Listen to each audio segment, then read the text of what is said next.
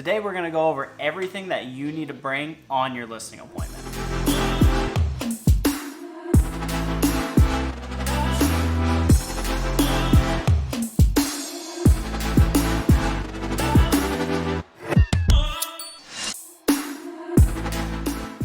What's up everybody? Welcome back to the channel. My name is Grant and I'm a realtor in the Tampa Bay area, and this channel is all about what it's like to live, buy, sell, and invest in the Tampa Bay area.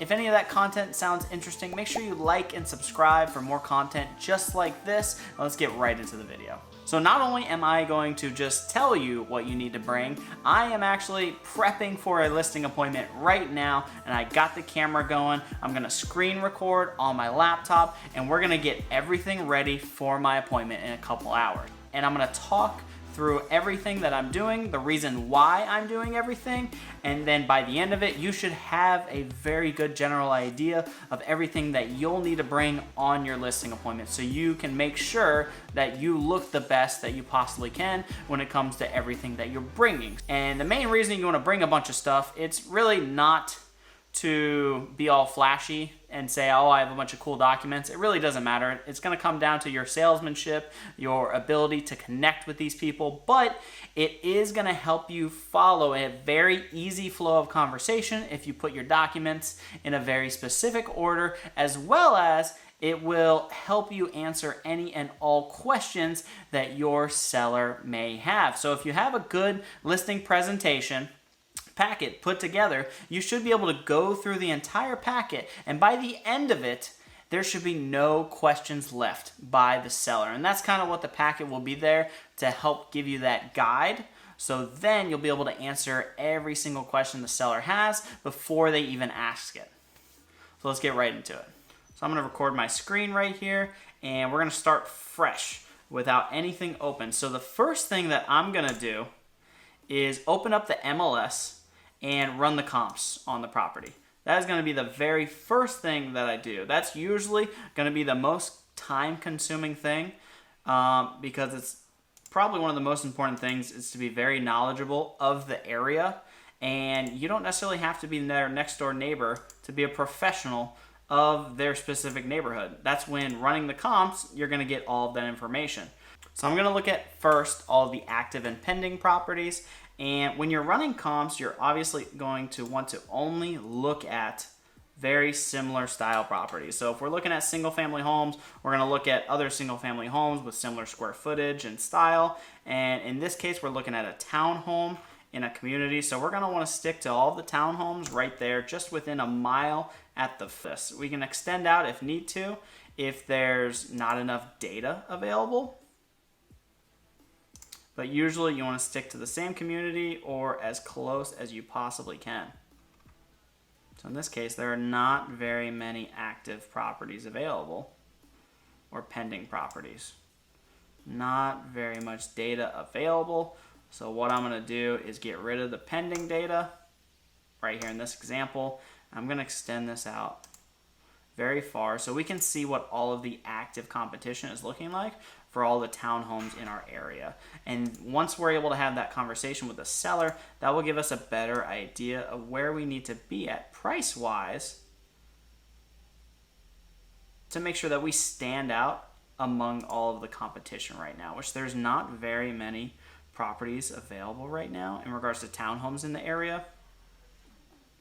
And by spending the most amount of time doing this and focusing on this, it will give you a great idea of price-wise where you need to be at.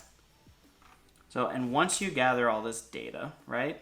So, and usually I'm not going to at this moment for the sake of the video, but usually I will look through every single one of these properties. So I have a general idea. I'll do that once I'm done, wrapped up. For the sake of the video, I'll hurry up and get this done. But what you're going to want to do is run a quick CMA on all of the available active properties right now, and then you're going to print that out. And that's going to give you your data for what's going on, the average price per square foot, the average size, Do they have a garage or not? It will give you all of that data, average it up together to see price per square foot wise, kind of where you need to be in the marketplace. And it will give you a very good idea of what price point you'll need to be an incentive once you actually hit the market, to make sure that when you hit the market, you're the most obvious choice. All right, and then now that we have the active competition, and I will go back and look over all of these for like 5-10 minutes to make sure I have a perfect understanding of especially the closest properties, such as the next door neighbor that's currently active in that same community. So next, because there were so few pendings, I will do pendings and sold data together, and we will see, and obviously we can shorten this up by a lot and set a higher criteria for the townhomes in the area. Let me just shorten it up. We go all within 2 miles. There are currently 29. So you always want to get the closest, there we go, possible properties to your listing, especially when you're running comps, to give you the best data possible. So right here, we're only crossing one major road here, but the rest is a very similar location.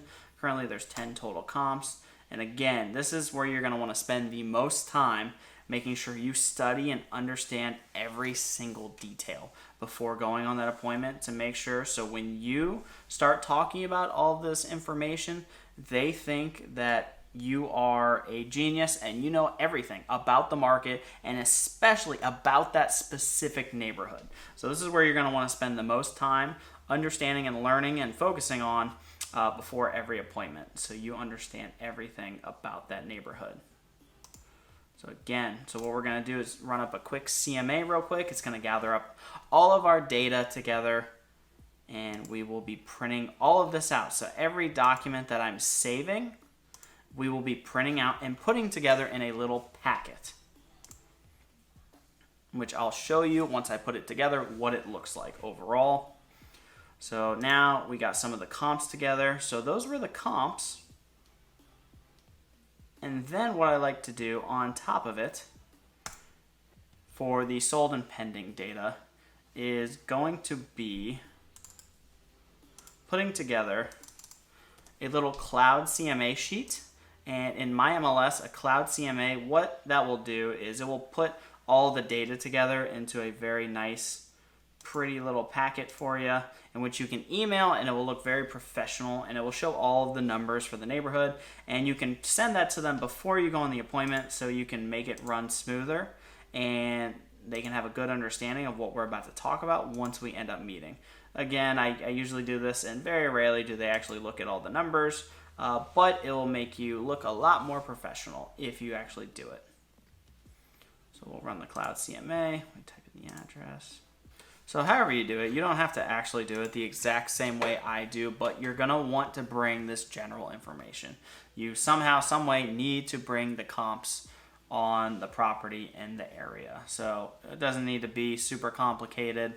You just need to get the general information of the average price per square foot and what everything's selling for, the timeline, square footage, every little bit of detail that's available in something like a quick CMA. You're just going to make sure you have that general stuff brought with you so you can go over it, because not every appointment someone is going to really care about all the details and numbers, but sometimes you will get somebody who is very into all the little numbers, so you want to make sure that you can take care of them if that's something they're really interested at. Some people just look at these and they just say, okay, I trust you, and they just move on. But not everybody is like that. So, but when I print out this cloud CMA, I literally only want 2 pages from it. So the rest I will email to them. But in regards to what I bring, I just want this little map layout so they can see where their property is, which will be the little purple area, and then they can see all of the other ones and the location and how close of a proximity all the data is that we're looking at. So I just like to add that in there for the little sheet. And then that right there will take care of what we need for the comps in the area. So now that we got the comps, and I don't necessarily do this in any specific order, you just need all of these specific materials to bring on the appointment. But again, no order. But the most important thing is going to be the comps, and that's probably where you're going to spend the most amount of time studying and learning. But the rest of these items are usually just a copy, paste, click and print, maybe change a few numbers. They're going to be the same every time. The first thing I'm going to do, and this will be done after you look at the comps, is going to be run a net sheet for the seller so they can see exactly how much they would net if we ended up working together. But that means you need to make sure you understand and look at the comps very well and have a good general idea of what the property could be worth in the area. Alright, so now that I've looked at all of the properties, I have a general idea of what would make the most sense to price the property at. I know exactly what I'm going to put the net sheets at. So I always do 3 different net sheets. So let me pull up my net sheet here. So I'm going to open up my net sheet.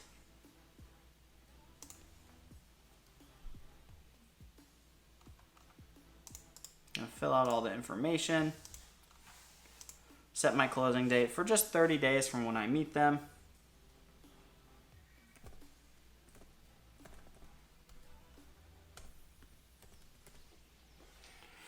And then I have my set sales price. So, and again, I always do 3 different net sheets.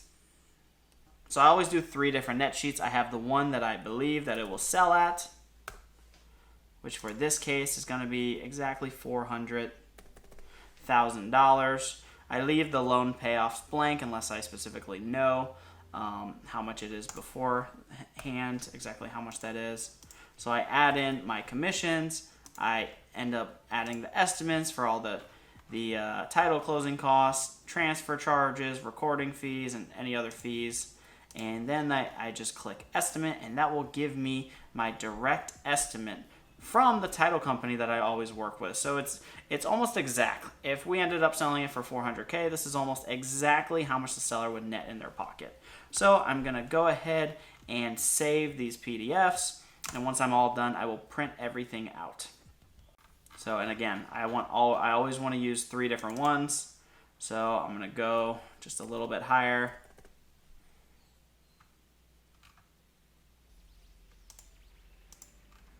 And then I'll go a little bit lower as well so they can see 3 different examples of what their net sheets would look like.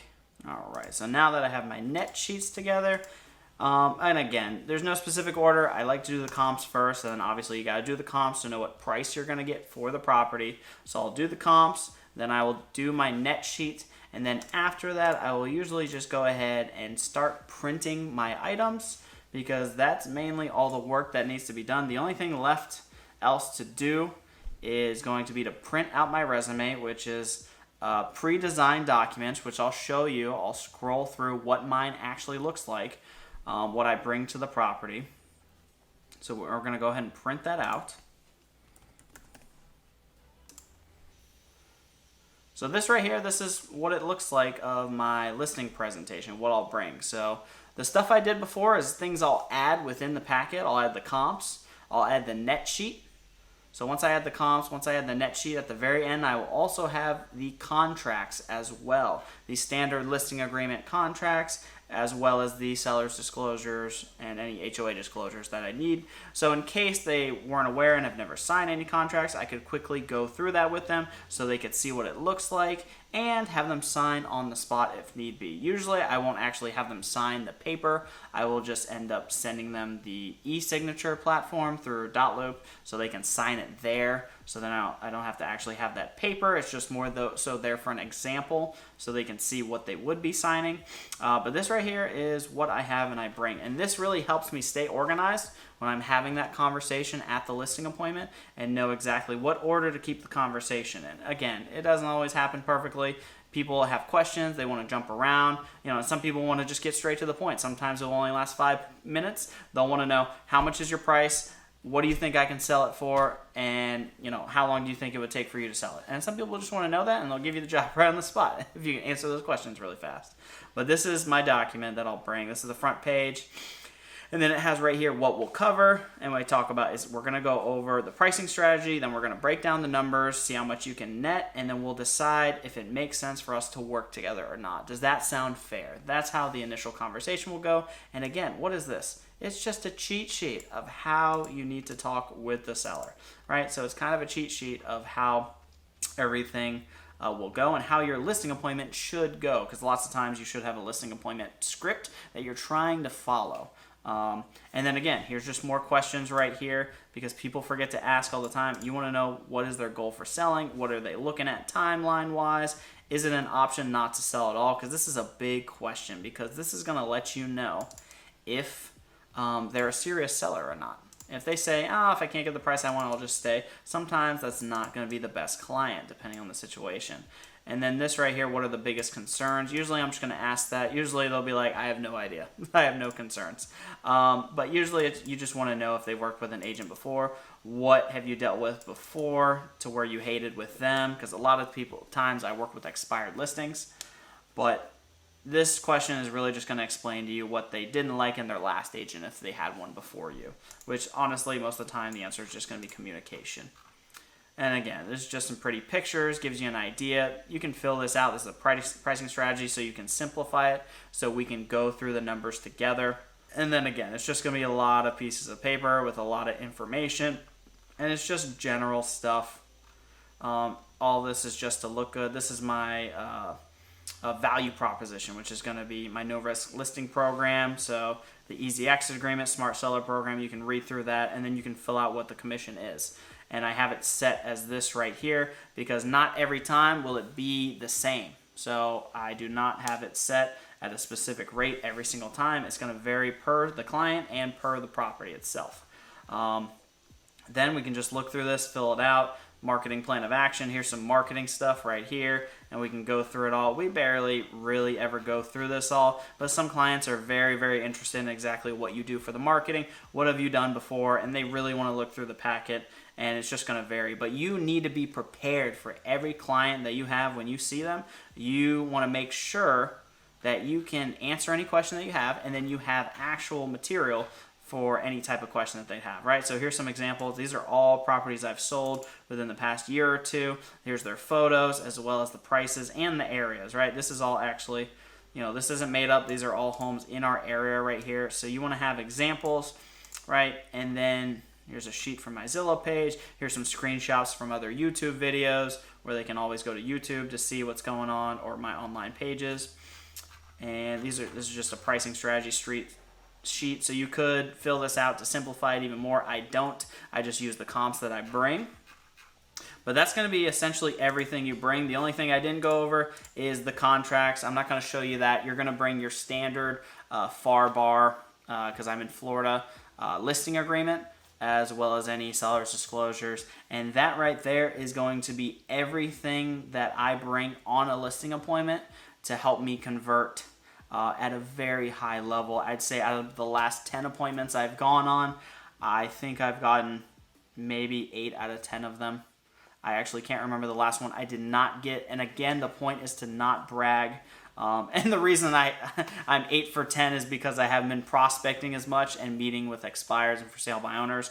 Over half of them were sphere of influence and referrals, and then the other few were expireds or for sale by owners that I was following up with for months, right? So you're going to have a lot lower conversion ratio usually once you're hitting those expireds and for sale by owners, or circle dialing and meeting with people that are not necessarily unqualified, or that are, I'd say, unqualified, or you just met them. You'll have a lot lower conversion ratio, but a lot of times it's just trying to get your foot in the door, so then you can put them on that follow-up plan to make sure that when they are serious and ready, you will be that agent available. So I think that's really everything. I hope you guys found value in that. If you're enjoying this content so far, or you're getting any value out of it, make sure you like and subscribe for more content just like this, and comment below. Let me know what you guys bring on all of your listing appointments. I want to see, maybe mine can get better, all of the documents I bring. But let me know. I'd love to see what you guys are bringing, all the other realtors out there, to all their listing appointments. Let's get back to the content. So once I'm finished printing everything out and putting everything together, I bought this little machine that will punch holes in a bunch of pieces of paper, and then I can add a nice little clear sheet in front of it. So this is what it looks like that I end up bringing, right? It's going to be a nice just little booklet covered on both sides with like a clear sheet of paper. I don't even know what it's called, but then you can flip through it, right? And it'll be just like a little book with all the stuff. I print everything front to back, so then it's just like a little book, you know, so you don't have as much piece of paper. It looks very professional. It looks good, you know. Funny enough, it's the littlest things will actually wow clients, just putting this little thing together. And it doesn't take but an extra 5 minutes to print everything out, because a lot of agents will just print everything out and bring a either a binder and punch a hole in it, or they'll bring just a little folder with all the documents and lay everything out. So this way, you know, it looks like you put a little bit more effort into it, and funny enough, it seems to impress people, this little booklet. So every little step of the way. And if you want to go one beyond, you drop this off the day before your actual listing appointment if you've scheduled it ahead of time, or you can get this mailed to them, and that would probably bring even more value and impress your clients as well. Or set up something on something like Mailbox Power, and you can create your listing presentation on there and have that mailed with a click of a button to your potential clients. So, and I've done that before. It works well. So, hope that helps. Definitely look into it. It's just a little hole puncher folder creator thing on Amazon. That's it for the video, guys. Thank you so much for watching. Make sure you like and subscribe for more content just like this, and I will see you in the next video.